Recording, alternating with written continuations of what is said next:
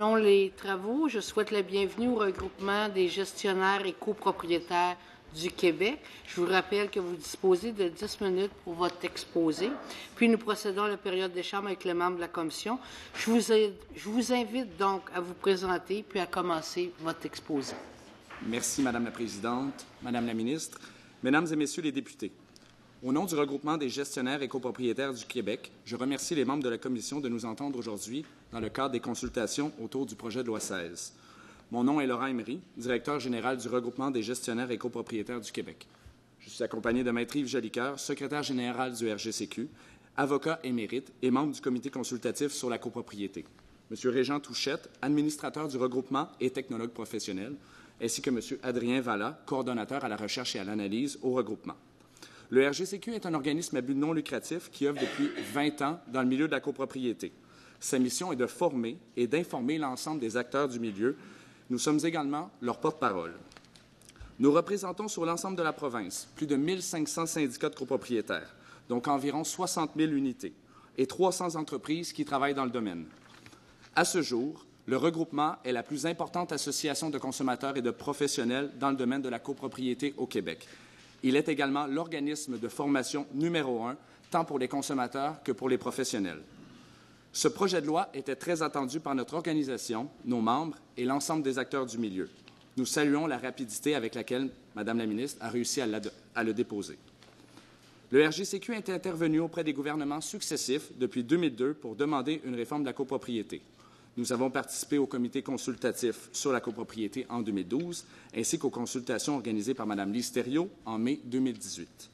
De plus, le regroupement a également réalisé un sondage sur les fonds de prévoyance avec l'APCHQ et la Fédération des chambres immobilières en 2015, qui démontrait l'urgence d'agir. Nous avons aussi réalisé une enquête sur la profession de gestionnaire de copropriété en 2018. Nous avons mis sur pied un standard des études de fonds de prévoyance en 2015. Nous sommes également en train d'en établir un pour les carnets d'entretien. Cette information pourra vous être transmise par la suite. Dès le dépôt du projet de loi, nous avons entamé une période de consultation et de réflexion autour de ce texte. Nous avons sollicité nos membres, nos administrateurs et nos partenaires. Notre expérience passée, ainsi que l'ensemble des commentaires reçus, se reflètent dans le mémoire qui vous a été transmis. Pour nous, un projet de loi sur la copropriété doit satisfaire 3 critères. Pérenniser le parc immobilier en copropriété, favoriser une équité intergénérationnelle et être compréhensible pour les administrateurs et les copropriétaires. L'administration d'une copropriété doit rester à échelle humaine. D'emblée, nous sommes très satisfaits de ce projet de loi et considérons qu'il respecte, pour l'essentiel, ces 3 critères. Nous appuyons ces orientations et presque toutes ces dispositions. Nous recommandons aussi de bonifier certains éléments de ce projet de loi. Il est urgent d'agir. Nous ne souhaitons pas retarder l'adoption de ce projet de loi, car il en va de la sécurité financière des copropriétaires et de la confiance du public. Enfin, pour que la loi ait l'effet escompté et le succès qu'elle mérite, il est important de bien informer le public des changements qu'elle apporte. Nous pensons donc qu'une campagne d'information auprès du milieu est indispensable. Après ces commentaires d'ordre général, j'invite maintenant Maître Jolicoeur à présenter quelques-unes de nos recommandations à propos du projet de loi 16. Merci. Alors, Madame la Présidente, Madame la Ministre, Mesdames et Messieurs les députés, nous fêtons cette année le 50e anniversaire de la copropriété et également peut-être une loi qui sera votée par les parlementaires de l'Assemblée nationale. Notre mémoire qui comprend 65 pages de commentaires et d'observations, évidemment, je ne reprendrai pas point par point. Je vous dirais par contre que les volets les plus importants à mes yeux sont sur la question du fonds de prévoyance et du carnet d'entretien. Vous savez tous que le Québec vit un déficit chronique dans de nombreux immeubles de fonds lorsque les travaux doivent être requis. Or, évidemment, que le Conseil obtienne et suive une étude de fonds de prévoyance nous apparaît un essentiel. On ne peut laisser aux membres du Conseil d'administration le soin de l'établir par eux mêmes. Donc, la recommandation, évidemment, passe par la mise en place de documents par des professionnels qui seront qualifiés. Évidemment, ces professionnels, on a beau être ingénieurs, architectes, voire même technologues, ça ne veut pas dire qu'on connaît bien la copropriété. Donc, dans ces circonstances, nous sommes d'opinion que ces professionnels devront suivre une formation spécifique pour comprendre la copropriété qui, malheureusement, est souvent incomprise. Maintenant, la période de renouvellement des études de fonds de prévoyance devrait être fixé par voie réglementaire entre 5 à 7 ans selon les recommandations du professionnel qui les réalise. Nous sommes d'opinion qu'on doit laisser une liberté au professionnel du bâtiment et ou un évaluateur agréé le soin de guider le conseil d'administration. La nécessité d'agir en cette matière passe par une sécurité des occupants des immeubles, mais également assurer la salubrité des logements qui parfois sont affectés par le déficit d'entretien des bâtiments. La durée de mise en œuvre de ces nouvelles obligations devrait être de 5 ans pour permettre à ce qu'une offre de service puisse se développer pour répondre à cette nouvelle obligation. On peut reprendre le modèle qui avait été établi à l'époque à l'égard du CBSCS pour la problématique d'effondrement des façades et des garages. Le volet transactionnel est à nos yeux un élément très important. On dit parfois acheter un condo, ça relève d'une profession de foi, c'est-à-dire qu'il est difficile, dans certains immeubles, de comprendre si le bâtiment a été bien entretenu. Parfois, les acheteurs ignorent qu'ils sont propriétaires indivis des parties communes de l'immeuble.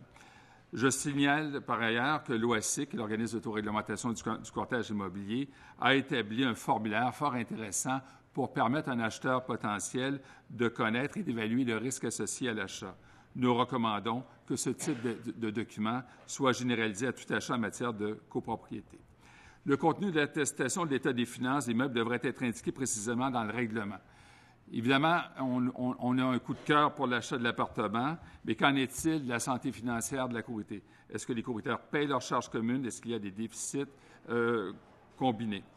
Par ailleurs, les inspecteurs pré-achat en copropriété devront être formés pour la réalité de la copropriété. Il est difficile d'obtenir une inspection pré-achat dans une tour d'habitation de 12 étages à un prix raisonnable. Donc, on doit pour les inspecteurs pré-achat, adapter leurs pratiques professionnelles à l'égard de la copropriété. Protection des dépôts. J'attire votre attention que, à juste titre, le projet de loi numéro 16 veut éviter d'avoir 2 catégories de consommateurs, ceux qui achètent dans une grande tour et ceux qui achètent dans les petites copropriétés. Sachez à ce niveau-là que les consommateurs qui achètent dans les petites copropriétés sont plus protégés que ceux qui achètent dans les grandes tours. C'est un non-sens d'avoir un degré de protection à 2 vitesses. En cette matière, nous avons une réserve à l'égard des remises dans le compte en fidéicommis d'un notaire, puisque notre expérience pratique fait en sorte que le notaire, bien souvent, va débourser les sommes dans son compte en fidéicommis selon l'évolution du chantier. Notamment, on voit ça assez souvent, que lorsque l'excavation est faite, le notaire est justifié de dégager les sommes. Donc, on ne parle pas de malversation des notaires, on parle plus d'un mécanisme qui, malheureusement, est insuffisant pour protéger les acheteurs de copropriété. Nous signalons également le processus relatif aux gestionnaires de copropriété. Évidemment, c'est une question fort importante. Si on parle de sécurité, ça prend immanquablement des gestionnaires de copropriété qui sont bien formés. Actuellement, au Québec, on peut s'immiscer dans la gestion en copropriété du jour au lendemain, qui, à nos yeux, amène une insécurité sur le marché. Il nous semble essentiel que cette question-là soit de nouveau abordée. Évidemment, la question du gérant, du gestionnaire, nous sommes d'opinion que le gérant n'a pas sa place en matière de copropriété, mais ça nous prend des gestionnaires en bonne et due forme. C'est une correction, à mes yeux, qui devrait être apportée au Code civil du Québec. Parlons maintenant de la résolution des litiges en matière de copropriété. On attire l'attention qu'on veut essayer de déjudiciariser les litiges. Un tribunal spécialisé en cette matière serait important. Dernier point important, c'est l'article 1074.2, Madame la ministre. On a constaté un dysfonctionnement à l'égard des réclamations d'assurance. Nous avons produit un texte qui, à mes yeux, corrigerait le tir. Alors, je vous remercie. Ça va. Je vous remercie pour votre exposé. Oui? Besoin d'une question directive. Je viens de m'entretenir avec le recherchiste du collègue du Parti québécois qui ne sera pas présent cet après-midi. Oui. Donc, le temps qui est dévolu au Parti québécois, est-ce qu'on pourrait le répartir? S'il y a consentement, on le repartit entre les gens de l'opposition. Ça serait apprécié.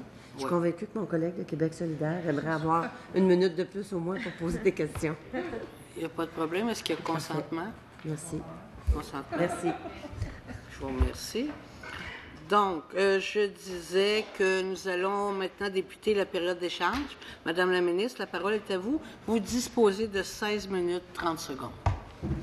OK. Alors, bonjour, M. Jolicoeur. Bonjour à vous tous. Et, on s'est vu récemment. Ça fait pas plus qu'une semaine. On était ensemble. Puis, je vous félicite justement pour votre colloque que vous avez tenu et votre 50e anniversaire, ce qui est vraiment impressionnant. Puis, ce qui m'impressionne aussi, d'autant plus, c'est que un projet de loi comme ça arrive assez tardivement. Fait que moi, je comprends votre besoin, je suis vraiment à l'écoute et je suis très heureux justement que si on peut mettre un cadre, bien entendu, on commence avec un cadre, mais un cadre qui va aller dans l'ordre parce qu'on ne pouvait pas y aller trop rapidement non plus, malgré toutes vos compétences et vos connaissances. Déjà, c'est un excellent départ d'avoir dans ce projet de loi-là la notion pour les copropriétés. C'est certain. Moi, M. Jolicoeur, je sais que vous avez quand même travaillé sur le registre d'entretien en copropriété. Puis ça, c'est sûr que c'est ma première question que je voulais que vous m'expliquiez, parce qu'on s'entend qu'un carnet d'entretien, il y en a que ça fait peur. En même temps, je pense que j'aimerais ça vous entendre là-dessus par rapport à ce que vous avez travaillé sur le registre d'entretien, puis ça va me faire plaisir de vous entendre parce que quand on s'est rencontrés, on a manqué de temps, bien entendu. Fait que là, ça va me faire plaisir de vous entendre à ce sujet-là pour rassurer bien des gens, bien entendu. Madame la ministre, on a Régent Touchette qui est le grand spécialiste sur la question des carnets d'entretien et des études de fonds de prévoyance. Alors, je donnerai la parole à M. Touchette pour ce volet-là. Merci. Bonjour. Alors, le carnet d'entretien comporte finalement deux volets. Un volet documentation sur les différents éléments de l'inventaire des parties communes de la copropriété et comporte un deuxième volet où ce volet-là a les différentes tâches que la copropriété ou les représentants de la copropriété, les ouvriers ou les contractuels de la copropriété doivent accomplir pour pouvoir maintenir les éléments de l'inventaire des parties communes en bonne condition.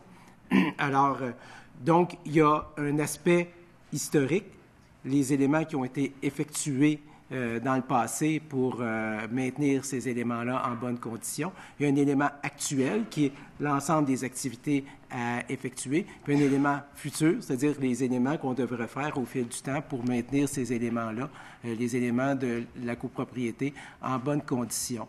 Il y a un lien direct entre le carnet d'entretien et l'étude de fonds de prévoyance, en ce sens que le carnet d'entretien est un élément continuel, un élément qu'on alimente à chaque semaine, à chaque jour, pour inscrire les éléments qui ont été faits sur les parties communes de la copropriété, alors que l'étude de fonds de prévoyance reprend ces éléments-là pour pouvoir avoir une idée de l'historique des interventions qui ont été faites, des problèmes qui ont été rencontrés sur les éléments des parties communes. Et à partir de ces éléments-là, on peut faire une analyse beaucoup plus précise du comportement de ces éléments-là et induire le comportement futur de ces éléments-là, ce qui nous permet de prédire le moment où il sera requis de faire des travaux et d'évaluer les sommes que la copropriété devra consacrer pour effectuer ces travaux-là.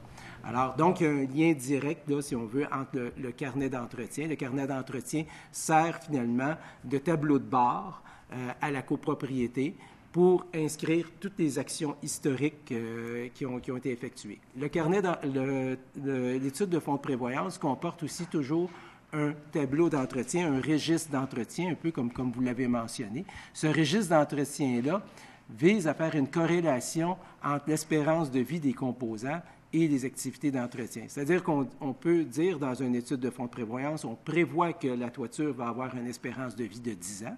Si on effectue des travaux d'entretien tels que débloquer les drains une fois par année, faire du calfeutrage, et etc.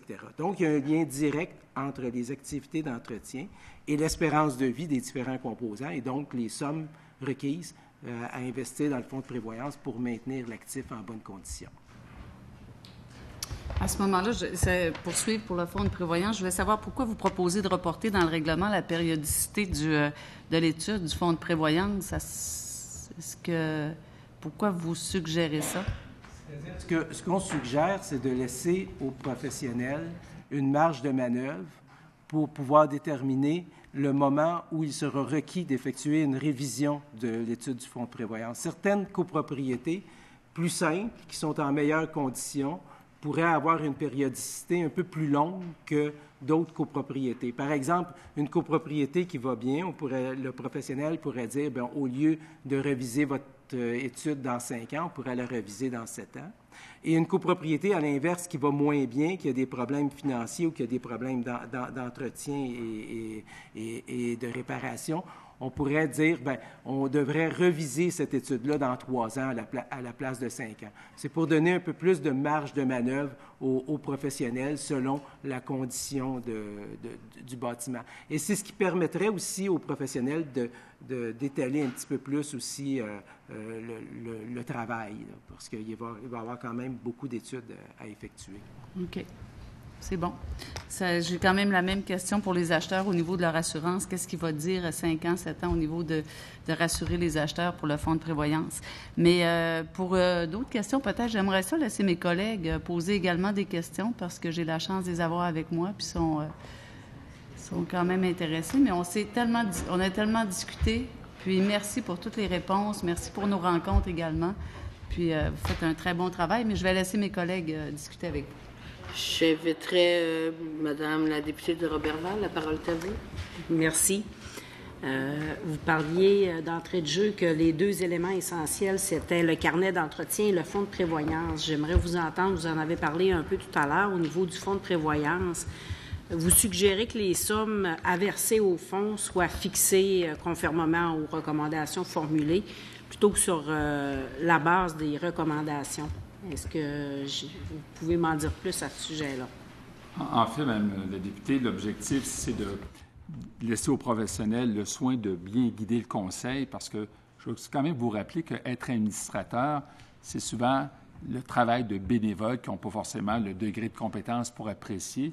Et j'attire également l'attention, c'est que ces gens-là sont imputables, sont responsables. Donc, si on leur donne une responsabilité qui sont au-delà de leurs compétences, bien, ils vont s'exposer à des recours en responsabilité. D'où l'objectif de se laisser guider. Vous savez, la copropriété, même si elle est petite, on parle de centaines de milliers de dollars, même pour un duplex. On a des immeubles qui ont 600 lots de copropriété, on parle de centaines de millions. Alors, on pense qu'il ne faut pas mettre cette épée de Damoclès au-dessus de la tête de bénévoles et laisser les professionnels bien guidés pour pérenniser les bâtiments. Parfait, je vous remercie. Ça va être tout pour moi. Est-ce qu'il y a d'autres questions? J'invite maintenant la députée de Labelle à prendre la parole. Oui, bonjour. Merci, Madame la Présidente. Au risque de vous faire répéter, dans le fond, une dernière peut-être question plus technique. Le projet de loi 16 n'aborde pas la copropriété par étapes. Alors, vous proposez d'attendre que la copropriété par étapes soit encadrée pour légiférer sur la présomption de procuration des indivisaires. Est-ce que c'est bien cela? Tout à fait. Madame Labelle, Madame Labelle, la députée de Labelle, si vous voulez approcher votre micro parce qu'on ne vous entend pas bien Comme je le disais, dans le fond, le projet de loi 16 aborde-t-il la copropriété par étapes? Je crois que non, mais vous proposez d'attendre que la copropriété par étapes soit encadrée pour légiférer sur la présomption de procuration indivisaire. Pourquoi donc? Pouvez-vous nous donner un exemple concret? En fait, juste pour cadrer les choses, on parle de la copropriété par phase. Selon les méthodes des déclarations de copropriété concomitantes, on fait des méga complexes aujourd'hui avec 2 niveaux de copropriété, un grand syndicat qui interrelie d'autres petits syndicats. Alors, la problématique, elle est de nature juridique, c'est que si on met en vigueur cette disposition, c'est-à-dire qu'une tour d'habitation qui est membre d'un grand syndicat de copropriété, si j'ai juste un copropriétaire qui se présente, il est présumé représenter tous les copropriétaires de cette même tour-là à l'Assemblée du grand syndicat. Ça nous amènerait à un non-sens. Par ailleurs, les problématiques d'assemblée, j'en fais quand même presque régulièrement. Les problématiques d'indivisaires, on ne les connaît pas réellement. C'est une bonne mesure, ça serait bien de l'avoir, mais elle va créer plus de problématiques de nature juridique, voire même des litiges, si on met en vigueur cette disposition-là avant que le législateur ait établi les règles de droit en matière de copropriété par phase, selon la méthode de déclaration de copropriété concomitante. Alors, ça va être bon pour les avocats, puis ça ne sera pas réellement bon pour le Québec. D'accord. Merci beaucoup. Question, Madame la ministre. Il reste encore pas loin de 5 minutes. Oui, bien en fait, moi, la question, je vais continuer sur la formation. Quand vous dites les gens devraient être formés, justement, pour gérer les copropriétés, à court terme, comment vous voyez la possibilité d'avoir des gens formés pour gérer des copropriétés? Vous pensez pas, parce qu'en fin de compte, moi, je me disais, il ne faut pas non plus faire peur, puis comment trouver le personnel pour bien gérer les copropriétés? J'aimerais ça vous entendre à ce moment-là. Dans un premier temps, il faut comprendre que quand on parle de gérer, là, c'est faire de la gestion du bien d'autrui. C'est-à-dire, je ne parle pas, moi, de l'administrateur qui administre sa copropriété. Je ne parle pas du triplex où quelqu'un gère son immeuble. Je parle de gens qui font la gestion du bien d'autrui, c'est-à-dire qui se présentent sur la rue en disant « je fais de la gestion ». On a connu par les années passées des détournements de fonds dans les copropriétés. Il y a des gestionnaires, c'est des cas rarissimes, qui sont partis avec les fonds des copropriétaires. Alors, c'est impensable d'avoir des gens qui ne sont pas responsables, qui n'ont pas une indemnisation, qui n'ont pas un fonds d'indemnisation, le soin d'avoir la main sur la... Maintenant, il y a l'autre problématique, c'est que bien souvent, les gens vont accepter d'être administrateurs en autant qu'il y a quelqu'un qui fasse la gestion quotidienne de l'immeuble.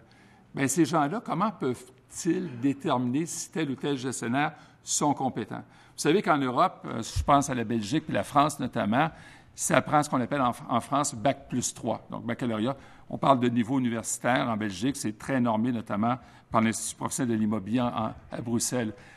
Ça prend des degrés de compétences, ça prend une déontologie aussi, ça prend de la formation continue. Vous savez, on crée actuellement à Montréal des cas majeurs de 600 lots de copropriété dans une copropriété, 50 étages.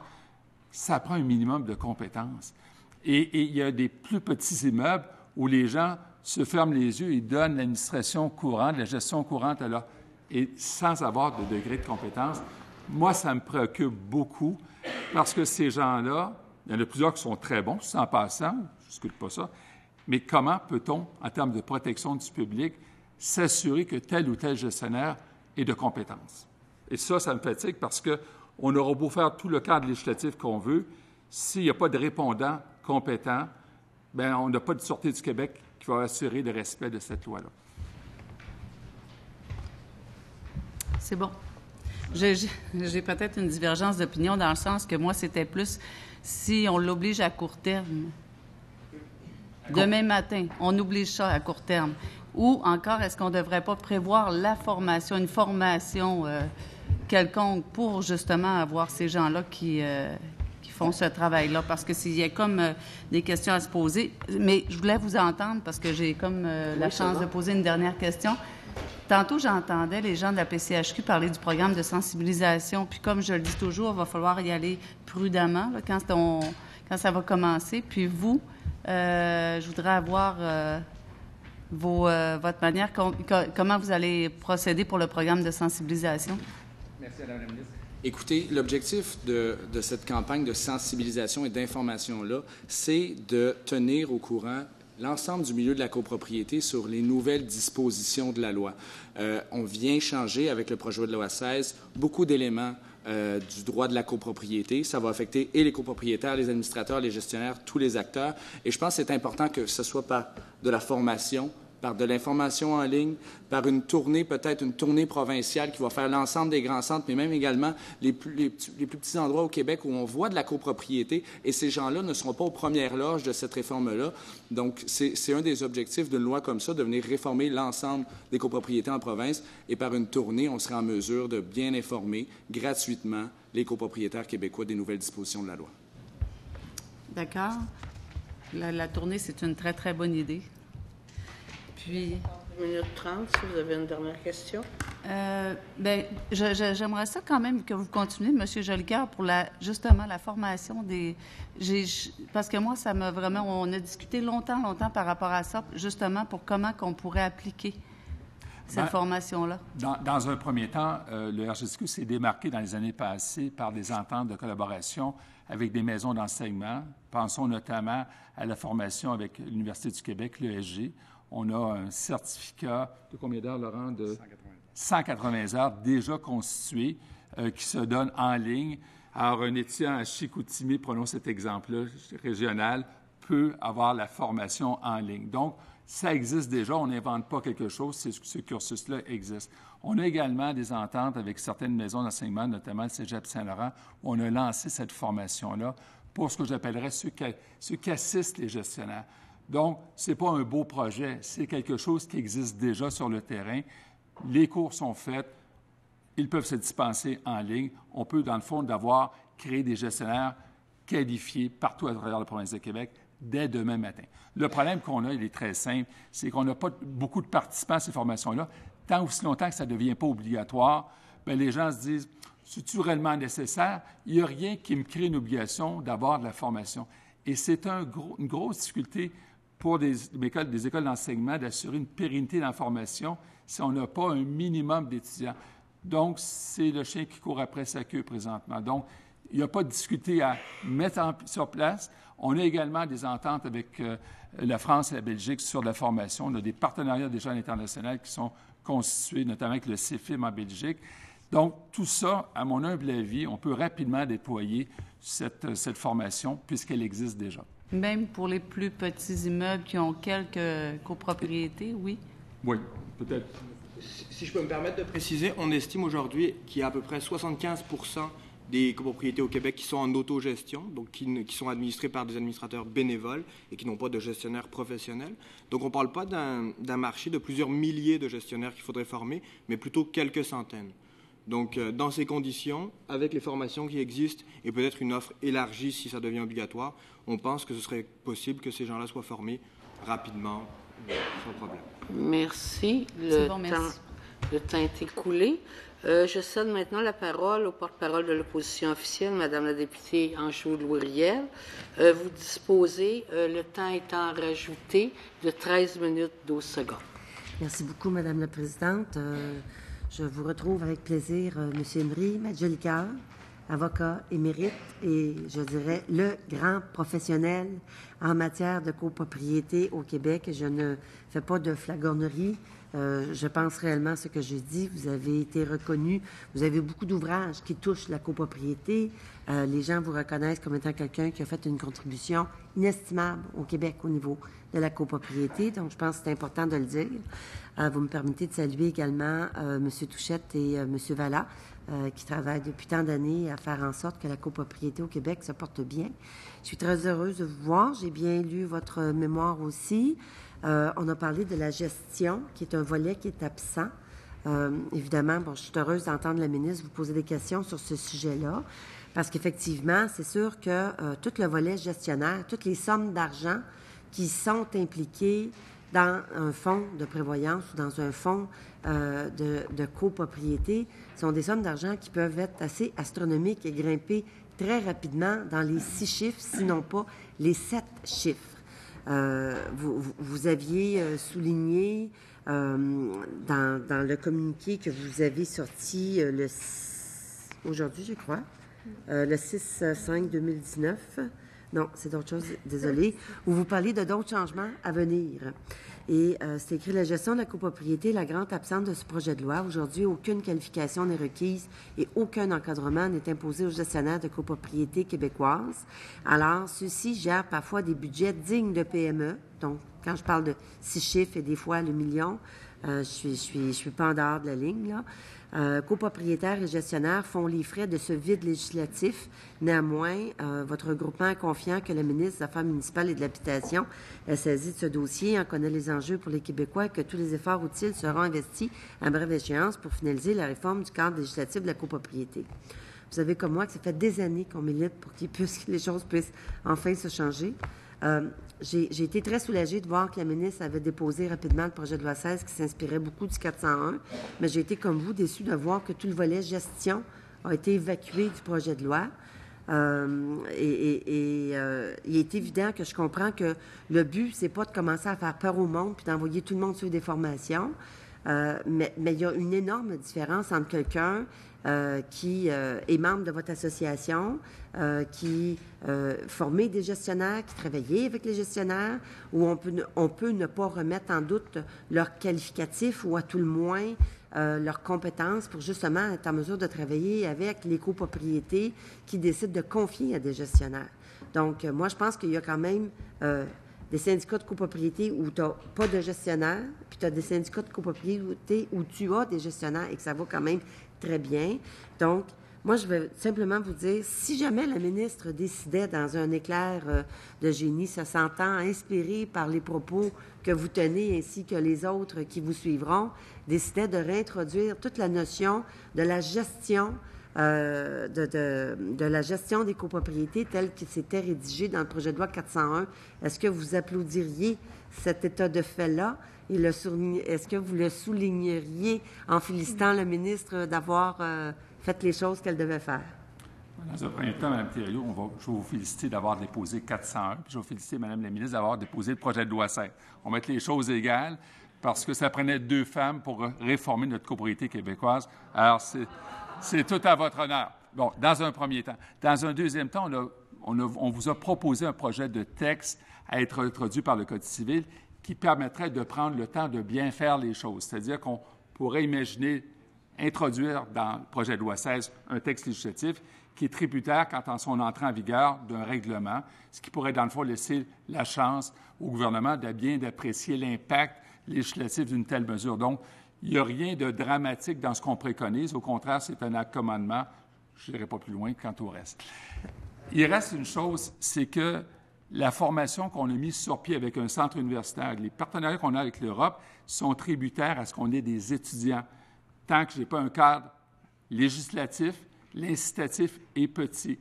D'autant plus qu'on est dans un secteur, on est dans une concurrence déloyale. J'ai des gestionnaires qui suivent leur propre chef cette formation-là. Ils ne sont pas plus reconnus de quelqu'un qui n'a aucune formation. Et ça, je considère que c'est de la concurrence un peu déloyale. Un a le savoir, l'autre ne l'a pas. Alors, moi, je pense que oui, c'est essentiel, oui, c'est important. Maintenant, c'est pas... Nous, on pense que le projet de loi 16 ne doit pas être reporté au calendrier grec. Au contraire, je pense qu'on a une belle opportunité législative de l'adopter. Maintenant, c'est un élément important à nos yeux. Vous savez, dans le projet de loi 16, on parle des inspecteurs en bâtiment, de l'importance de les former, de les encadrer, de les mettre à niveau.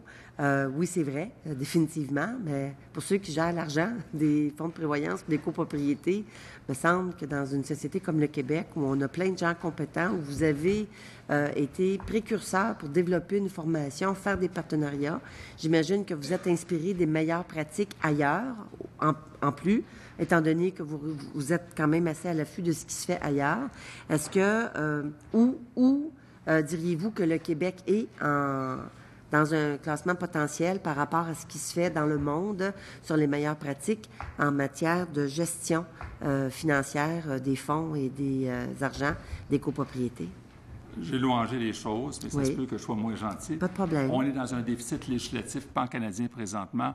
L'Ontario a déjà légiféré à l'égard des gestionnaires de copropriété. Alors, on traverse la rivière, même si elle est assez haute de l'autre côté, et on est beaucoup plus protégé en Ontario qu'on l'est au Québec.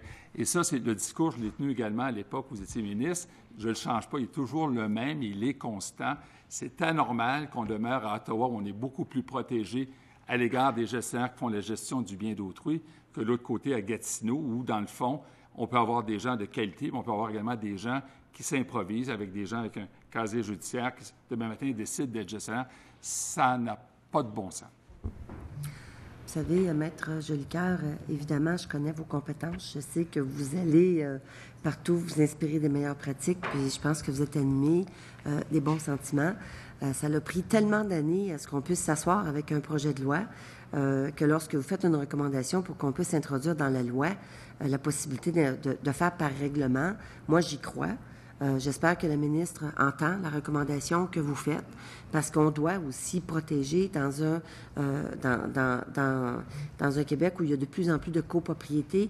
Tout le monde s'entend pour dire qu'il y a différents modèles de copropriété, que ce soit le divise, que ce soit l'indivise, la mixité, quand tu as du commercial, quand tu as du résidentiel, quand tu es géré par une firme de gestion, quand tu ne l'es pas, quand ton fonds est déficitaire, quand il ne l'est pas, si tu as fait tes réparations parce que tu es dans un condo qu'on a, dès le départ, mis quand même des carnets d'entretien, même si ça n'existait pas parce qu'il y avait un souci de faire une saine gestion de l'entretien de la bâtisse puis de l'immeuble. C'est sûr que quand tu as des copropriétés à plusieurs étages, tu ne veux pas te ramasser avec des surprises, surtout quand on a adopté déjà un premier carnet d'entretien qui disait que le propriétaire de la bâtisse est le premier responsable de la sécurité des gens qui y résident ou qui y travaillent.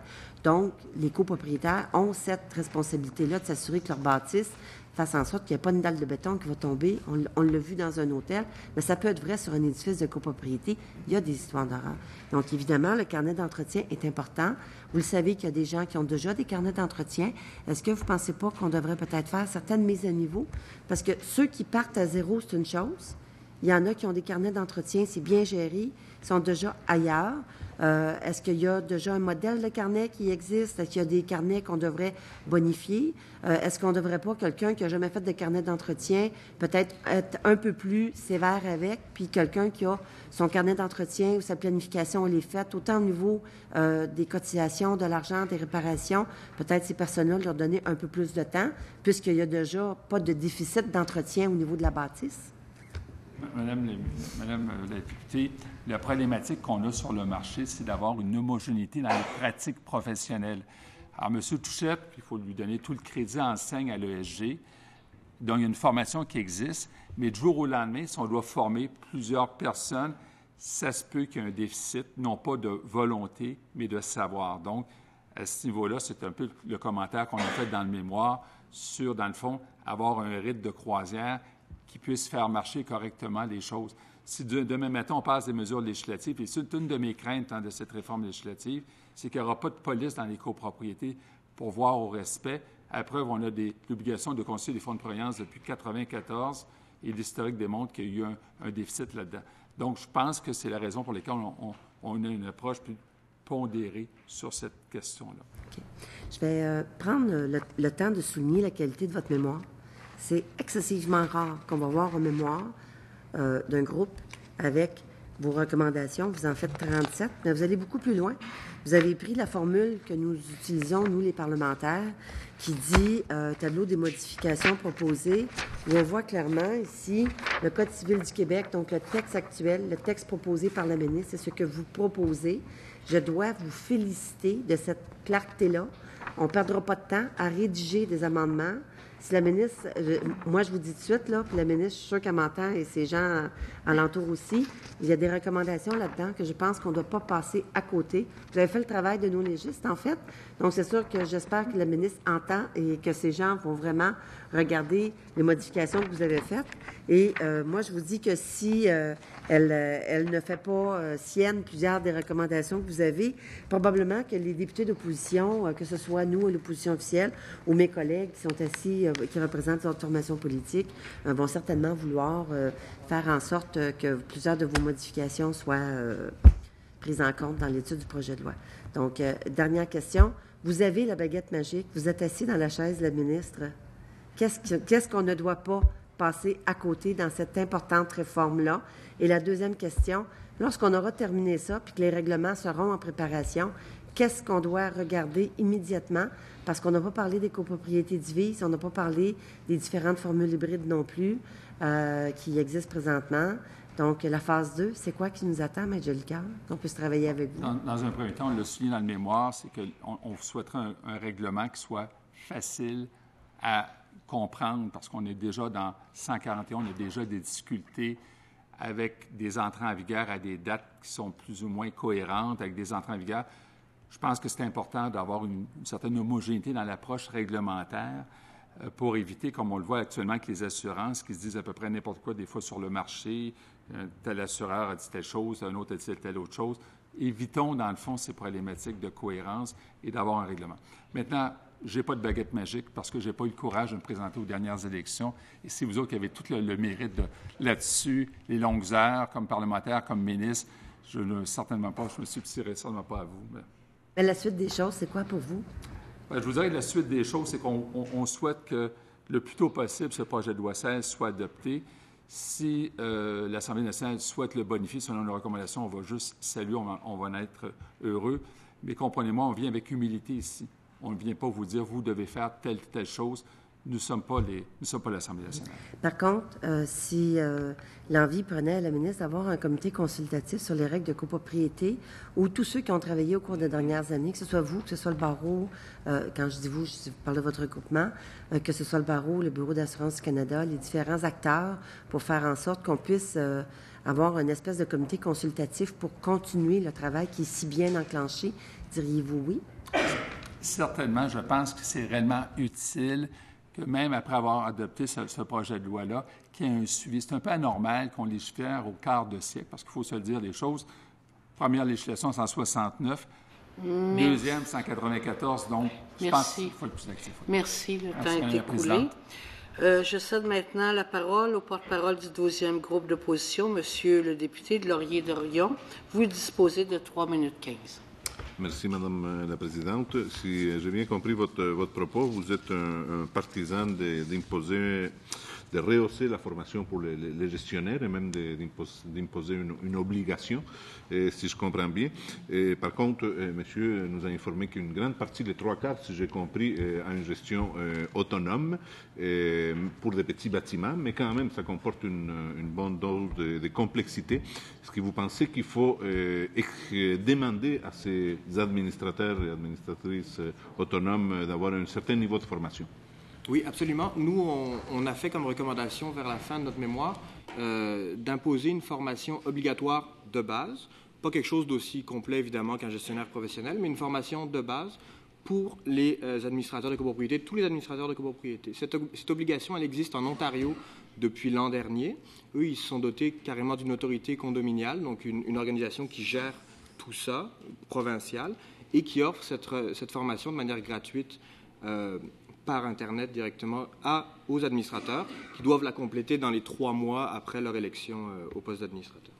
Si je peux me permettre de renchérir, les administrateurs de copropriété qu'on connaît aujourd'hui, ils sont souvent parachutés au conseil d'administration par manque d'intérêt de d'autres, par manque de disponibilité de d'autres copropriétaires.